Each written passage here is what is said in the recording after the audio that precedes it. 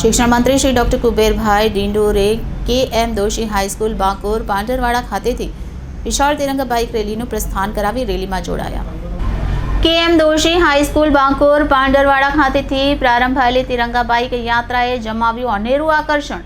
Bike rally અંદાજિત 19 કિલોમીટરનું અંતર કાપી ડીટવાસ ખાતે સમાપન થયું. વડાપ્રધાન શ્રી નરેન્દ્રભાઈ મોદીના માર્ગદર્શન હેઠળ રાષ્ટ્રધ્વજના સન્માનમાં હર ઘર તિરંગાનું રાષ્ટ્રવ્યાપી અભિયાન હાથ ધરાયું છે, જેને અનુલક્ષીને આજે કે.એમ. દોશી હાઈસ્કૂલ બાકોર પાંડરવાડા ખાતેથી આદિજાતિ વિકાસ, પ્રાથમિક, માધ્યમિક અને પ્રૌઢ શિક્ષણ મંત્રી શ્રી કુબેરભાઈ ડિંડોર અને ઉપસ્થિત મહાનુભાવોએ તિરંગા બાઇક યાત્રાને લીલી ઝંડી આપી પ્રસ્થાન કરાવી સાથે જોડાયા હતા. ભવ્ય તિરંગા યાત્રાએ અનેરું આકર્ષણ જમાવ્યું હતું. હર ઘર તિરંગા અભિયાનને સફળ બનાવવા જિલ્લા વહીવટીતંત્ર દ્વારા પ્રારંભાયેલી આજની આ વિશાળ બાઇક રેલીમાં ગ્રામજનો મંત્રમુગ્ધ થયા હતા.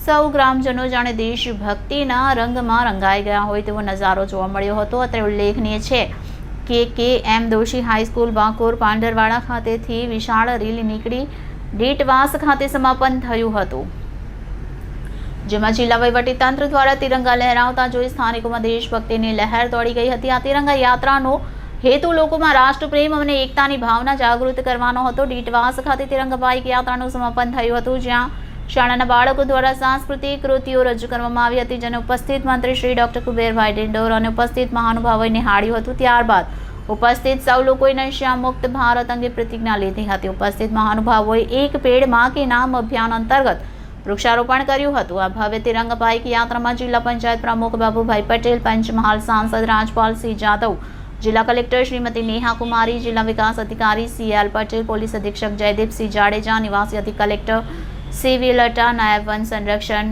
એન.વી. ચૌધરી, સામાજિક વનીકરણ વિભાગ ગોધરા, નાયબ વન સંરક્ષણ એમ.ડી. જાની, પૂર્વ જિલ્લા પંચાયત પ્રમુખ શ્રીમતી રમીલાબેન ડામોર, પૂર્વ ધારાસભ્ય કાળુભાઈ માલીવાડ, જિગ્નેશભાઈ સેવક, પ્રાયોજના વહીવટદાર યુવરાજ સિદ્ધાર્થ, તાલુકા પંચાયત પ્રમુખ સહિત મોટી સંખ્યામાં લોકો ઉપસ્થિત રહ્યા હતા.